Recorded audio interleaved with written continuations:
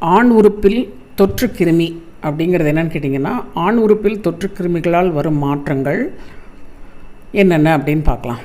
இதில் ஆண் உறுப்பில் புண்ணு அப்படிங்கிறத வச்சுக்குவோம்.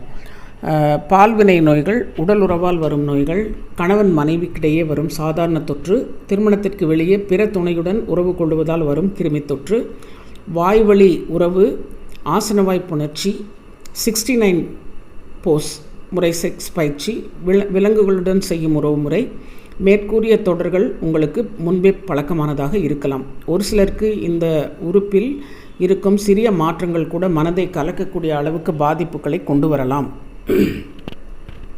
ஒரு சிலர் சாதாரணமாக உடல் மசாஜ் செய்ய சென்று அதில் உடலுறவில் இன்பமான ஒரு முடிவை அனுபவித்துவிட்டு வீட்டுக்கு வந்த பின் மரண பீதியில் வருகின்றனர். இவற்றால் ஏதாவது பிரச்சனை வருமா என்பதை நேரில் பார்த்து சில டெஸ்ட்டுகள் செய்து முடிவு செய்ய முடியும். சிறப்பு